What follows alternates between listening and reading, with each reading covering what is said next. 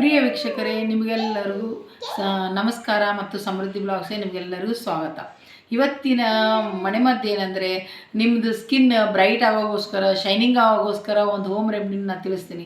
ಇದನ್ನು ಇವತ್ತೇ ನಾನು ಒಂದೇ ಸರಿನೇ ಇವತ್ತು ಯೂಸ್ ಮಾಡಿದ್ದಕ್ಕೆ ನನ್ನ ಮುಖ ಸ್ಕಿನ್ ನೀವು ನೋಡ್ಬೋದು ಎಷ್ಟು ಗ್ಲೋ ಆಗಿದೆ, ಆಮೇಲೆ ಶೈನಿಂಗ್ ಆಗಿದೆ. ಇದನ್ನು ನೀವು ವಾರದಲ್ಲಿ ಒಂದು 2 ಸರಿ ನೀವು ಮಾಡ್ತಾ ಬಂದರೆ ನಿಮ್ಮ ಸ್ಕಿನ್ನಲ್ಲಿ ಬದಲಾವಣೆ ನೀವು ಖಂಡಿತ ಕಾಣ್ತೀರಾ. ಇದಕ್ಕೆ ಬೇಕಾಗಿರೋ ಪದಾರ್ಥ ಮತ್ತು ಮಾಡೋ ವಿಧಾನ ಹೇಗೆ ಅಂತ ನಾನು ತಿಳಿಸ್ಕೊಡ್ತೀನಿ.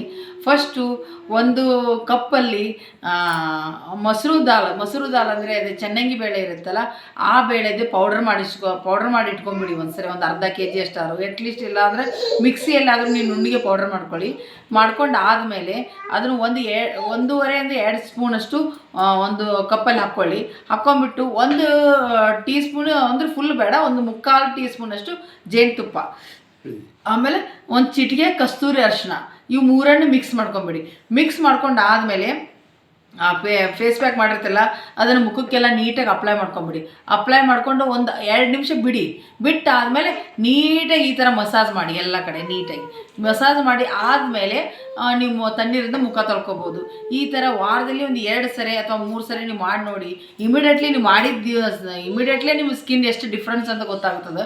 ಇದೇ ಥರ ಮತ್ತೆ ಉಪಯುಕ್ತ ಮಾಹಿತಿಯನ್ನು ಮತ್ತೆ ಮುಂದಿನ ವಿಡಿಯೋದಲ್ಲಿ ನಾನು ತಿಳಿಸ್ತೀನಿ. ಆಮೇಲೆ ನನ್ನ ವಿಡಿಯೋ ಇಷ್ಟವಾದ್ರೆ ಮರೆಯದೆ ಲೈಕ್ ಮಾಡಿ ಮತ್ತು ಸಬ್ಸ್ಕ್ರೈಬ್ ಮಾಡ್ಕೊಳ್ಳಿ, ಮತ್ತು ಪಕ್ಕದಲ್ಲಿರೋ ಬೆಲ್ ಐಕಾನನ್ನು ಮರೆಯದೆ ಪ್ರೆಸ್ ಮಾಡಿ. ಆಮೇಲೆ ಈ ವಿಡಿಯೋದೊಂದಿಗೆ ಮುಕ್ತಾಯ ಮಾಡ್ತಾ ನಿಮಗೆಲ್ಲರಿಗೂ ನನ್ನ ಧನ್ಯವಾದಗಳು.